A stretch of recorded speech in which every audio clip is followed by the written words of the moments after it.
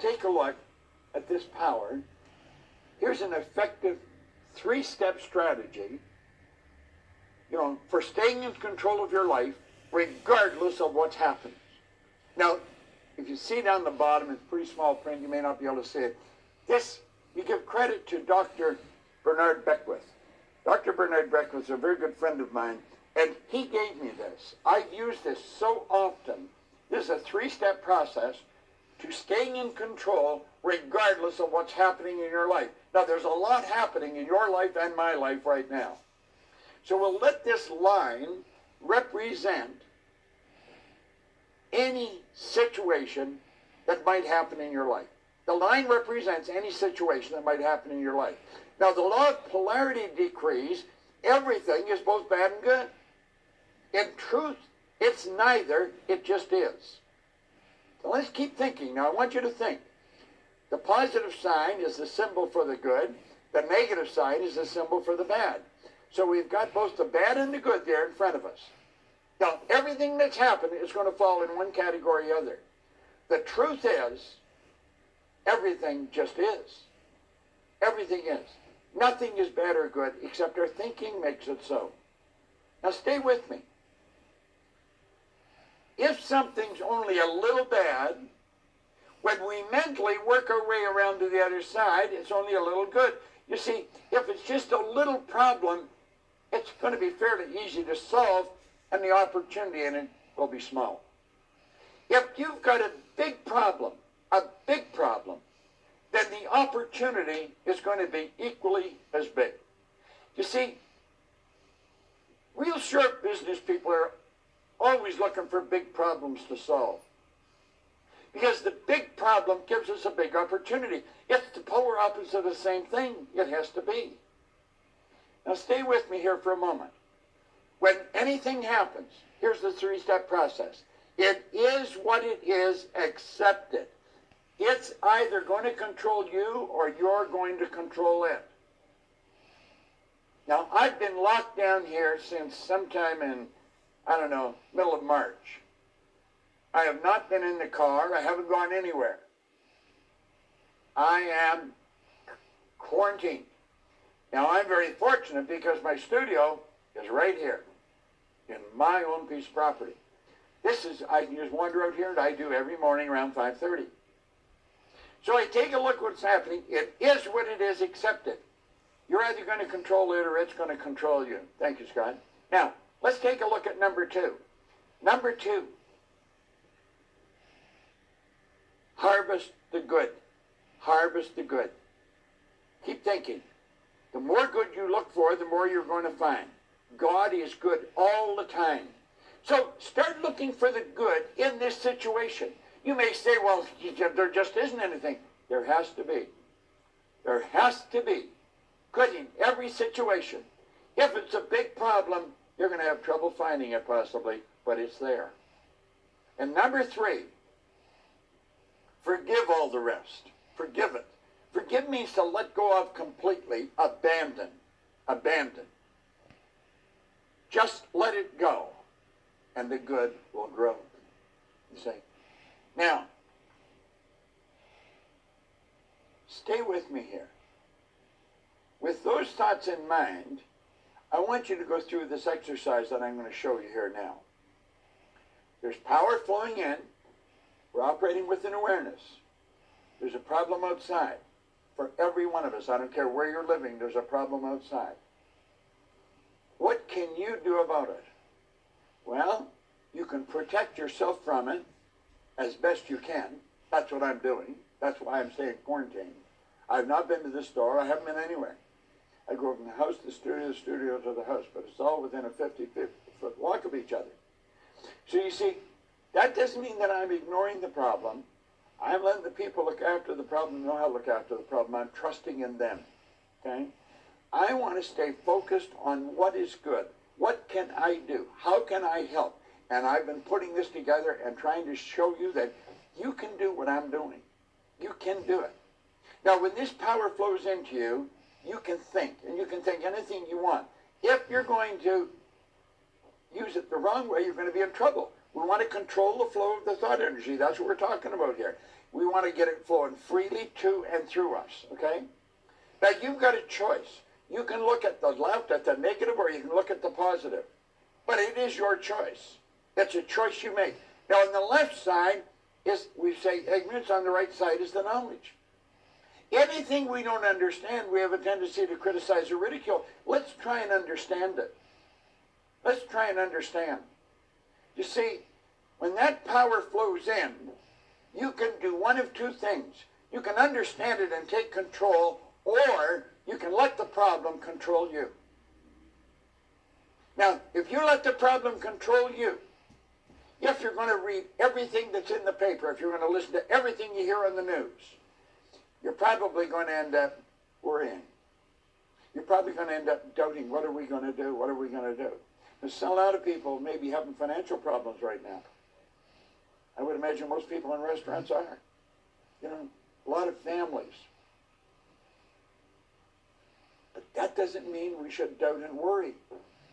Now, there is an answer. I'm going to show you what happens when you stay locked in on that polarity. You have taken a power that flows in that has no form. It's a creative power. It's pure and unadulterated spirit. It's flowing into our consciousness. And we're building a negative idea.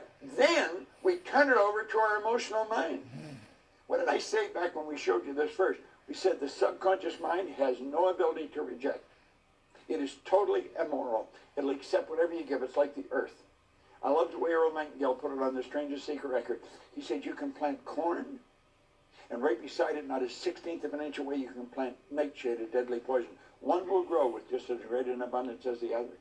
The earth doesn't care what you plant, but it will grow what you plant. Your subconscious mind doesn't care what you plant, but it will grow what you plant. We have been given the responsibility of looking after ourselves. Now, when you impress worry and doubt on your subconscious mind, you set up an emotional state we refer to as fear. Now, remember, let's follow it. It came into our consciousness, came in, we had a choice, and we're worrying. And we take the worry and we turn it over to subconscious. We impress it upon the subconscious. Whatever's impressed must be expressed. It expresses itself as anxiety. Now, that anxiety is not expressed. We don't talk about it. You know what we do with anxiety? We suppress it. We bottle it up inside. Now, when you bottle anxiety up in this instrument of yours, I'm going to tell you, you're going to have problems in your body. The body is not designed to contain that for any period of time. It just isn't. The suppression then turns to depression. When you keep it locked up, that's where depression comes from. The depression causes a physical thing called dis-ease. It's a body that's not at ease. And the dis-ease, of course, causes disintegration. And why would a person do that? We'll go right to the top of the problem here. It's ignorance. It's not understanding the mind. It's not understanding themselves. Now, I have spent, since 1968, teaching this. Every day I study it and attempt to teach it. I've been studying it since 1961. But by 1968, I became so fascinated with this, I had to go to work with Earl Nightingale. I just had to go to work with the man. I had been studying his material for so long. And he and Lloyd Conant, they really got me locked up. I was listening to Earl today. He was talking about when the business gets into you. You struggle if you're in the business until the business gets into you. Then there's no struggle. This business is in me. It's all that's going on in my mind all the time. I've been working at it for years. Now stay with me here. Faith based on understanding is the key to freedom. Based on understanding. Let's look here. What's the opposite of doubt and worry? The opposite of doubt and worry is understanding. That is the opposite of doubt and worry. How do you get understanding? There is only one way. And it's happening right now. We're studying right now. Study is the only way to develop understanding. Solomon was a very bright king. He said, in all you're getting, get understanding. Let's understand what's going on. Let's understand what happens to us when we focus on something as negative as what's going on in the world today. It doesn't mean we ignore it. It doesn't mean we say it's not there. That is silly. It is there. But we do know that if we cannot change it, What can we change? We can only change ourselves. In fact, you're the only the corner of the universe that you can change. So we got to look after ourselves. Understanding leads to faith, which is the polar opposite of fear. Now think of this. Both faith and fear demand that you believe in something you can't see. You got to have faith that there's a power within you. If you use your God-given faculties that you were blessed with, that separates you from all of the rest of the animal kingdom, if you use them the way they're designed to use, you can keep yourself in very good shape. It's kept me going for 86 years. And I'm trusting it's going to keep me going longer. Now that faith manifests in what we call well-being on the physical level. Remember where I said the anxiety is suppressed? Well-being is not suppressed. Well-being is expressed. And as you express it, and it's good, what happens? It accelerates. It accelerates. It grows. Why? Because you're in a creative state. You're at ease. We say, let it flow freely to and through you because you're at ease. And then you're creating. We want to create greater good in our life. That's really what we want to do. And we have a choice. We can go that way, or we can go that way. That is our choice. Now, some people don't know that. They don't know that they have a choice. They honestly believe the world has given them a bad deal. Some of them blame God. Remember the author that said, God feeds every bird, but he won't put food in their nest. You were given mental faculties. If you develop those mental faculties and start to understand your relationship with your God, you're going to find that you can live a pretty good life. You don't need to stay there. You can move over onto this side. Now, I'm not saying I know all there is to know about this. I certainly don't. I know quite a bit. I know a lot, but I don't know everything. We've got to study. We've got to continue to study. We've got to understand the paradigm, the role the paradigm is playing in our life. It's a mental program that has almost exclusive control over our habitual behavior. And almost all of our behavior is habitual. So think. Really think. Now let's look at this. Here's this power. There's information. It's coming at us everywhere you look. And we have the ability to think. Let's say, I do not want to discuss this. I don't want to sit and dwell on it. I'm not going to ignore it, but I do not want to just sit and read about it. I'd rather read something good. I'm going to tell it to go away. I do not want to do this. My paradigm would have me do this. I do not want to do it. I understand that I was programmed as a child. That's how the paradigm was formed. I was literally programmed to let the outside world control me. Go by what I see, hear, smell, taste, touch. But that's not the way to live. We have these higher faculties, and we should develop them. But here most people today are doing much the same as they did when they were children. That's the way they were born. Now there's the record. I would recommend you go online, get the recording, The Strangest Secret. Without question, that is one of the 40 minutes of the most phenomenal philosophy you're ever going to listen to. That's what he told me. He said, don't talk about your health unless you're talking to a doctor. That's what most people want to talk to you about, is their health. Don't talk to health unless you're talking to a doctor. That is a phenomenal recording. I got this first, and then I got that record. And it has led to all the books I have. I have a huge library in the house as well as in the studio. I've associated with people all over the world.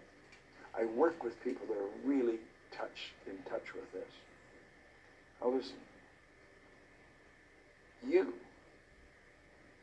have phenomenal powers. You have the ability to create the life that you really want. You can create the life you really want to live. How do you want to live? See, this is where we take our pen and write down exactly what we want to happen to us. How do we want to live? How do we want to think? What do we want to have going on inside? We can do it. Now, I love Buckminster Fuller. He says you never change things by fighting existing reality. You don't fight existing reality. Is you change things by building a new model that makes the existing model obsolete. So true. So good. It's decision time, folks. That's what it is. Make a decision. Make a committed decision of what you're going to do with the rest of your life. And then I have found, if you will bring discipline into your life, it's the ability to give yourself in command and follow it. I was here this morning about 5:30, and I was doing my exercise with my left hand, writing. Then I get into study, and I get into study some verbal stuff. If you discipline yourself to study, you're going to be in pretty good shape. We're only limited by weakness of attention and poverty of imagination. That's the only limit we've got. Weakness of attention. Give your attention to something that's going to cause you to move in the right direction. I want to thank you for your attention. And Mikey, if you like, we could have a few questions, if you have questions.